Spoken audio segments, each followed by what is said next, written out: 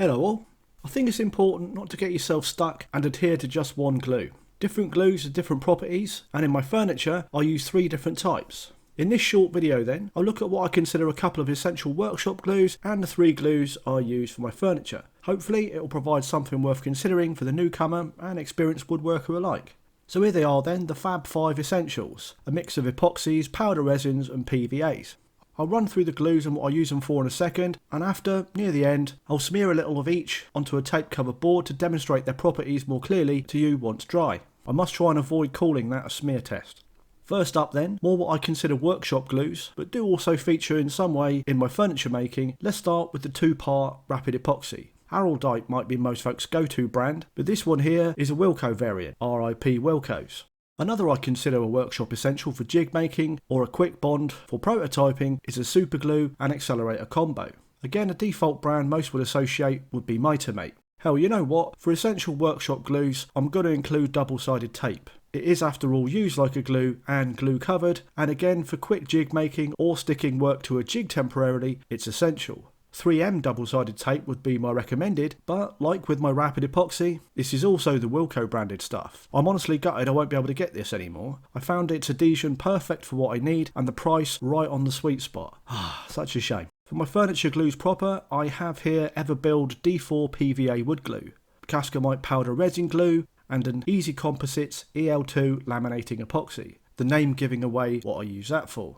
For some use examples, starting with a double-sided tape, my most common use would be sticking a template to a workpiece for routing chair and table components. If I can, I'll clamp a template to the work, but where I can't, this double-sided tape is a godsend. You also can't beat it for sticking the workpiece to a jig temporarily for a specific cut, like what I do for both my rockers and curved armrests. It's pretty handy for adding a temporary stop or fence to a jig and all. Wonderful stuff, no workshop should be without. The 2-part rapid epoxy I consider an essential as it offers quick, unfussy adhesion of mixed materials, say plastic or metals to themselves or to each other. Aside from being helpful for some of my creations around the workshop, it's the bond I use to create my magnetic cover plates on my chairs. Everyone knows the super glue and accelerant combo is a workshop essential, right? Personally, I wouldn't be without it. Yes, like the brand name Mitre Mate suggests, it's great for holding a mitre closed, especially on a door trim, and picture frames too. Like the double-sided tape, it's a great option for workshop jigs and builds, in particular those you want a semi-permanent fix with. I've even used it recently to hold my shop stool frame together before adding screws. Really is wonderful stuff. EL2 Laminating resin is by Easy Composites, and as you can see, I use the slow hardener. They also do a rapid hardener, but as I use it for laminating my curved armrests and rockers, the slow cure not only gives me like an hour working time, probably more, I also find the properties of the slow cure, needing at least 48 hours cure time, leads to almost no detectable spring back from formed parts. When you release from the moulds, it stays in exactly the shape you formed it. It's a rock solid bond, giving me predictable components every time. So Cascamite is a powder resin glue, completely weatherproof and has gap filling properties. You add just a little water to create a thick wallpaper paste type consistency, and like the EL2, will create a rock solid bond that will last decades. I stopped using it for a long while as my work didn't really call for it, but now I'm creating furniture, it's back and it's ideal. I like weatherproof glues for my furniture and tables as they tend to be a little more resilient to UV and of course resist moisture from spills and cleaning products and the like. The gap-filling properties of Cascamite I like as I construct with a loose tenon which I machine for a snug but not tight fit. Leaving a fraction of play allows me to jiggle components for perfect alignment to create frames as well as completely closed joints. I want no surprises when it comes to this stage, and the movement I allow in the joints along with the Cascamite glue gives me that freedom and the assurance that once dry, after say 24 hours, you'd break the wood itself before any of the joints.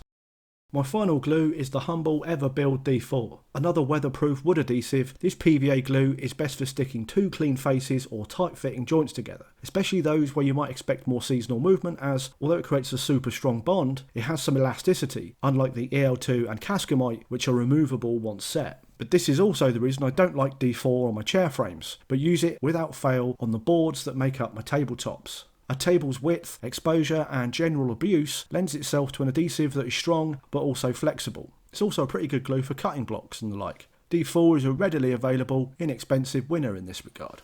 So that's the whats and the whys, but I thought it might help to visualise these properties better if I smear a little of each glue on some tape. Once dry, the tape should let go of the hardened glues so we can get a better look. You can see here I've labelled all the strips of tape. First up, the two-part epoxy. This, a straightforward, easy half and half mix. Next, some EL2. Whatever the weight of the resin, you add 30% of that weight as hardener. Use scales to measure it and mix very well for about 5 minutes or so. Next, the super glue. I add accelerant to it too, as that's how I use it. Next up is the D4 PVA, which I've taken to dispensing from a washing up liquid bowl. Lastly, the Cascamite. For the half teaspoon of powder here, it was a literal 3 drops of water. It takes very little for it to paste. So here we are 2 days later, having given the EL2 proper time to cure, and hopefully all will easily release from the tape, which they all did, so that's great. The 2-part Araldite type rapid epoxy, much as I thought, is stiff, but has some give in it too. It also dries nice and clear. The EL2, by contrast, is completely brittle. This is the property that means I get 0 spring back when I release the lamination from its form. It too is completely clear.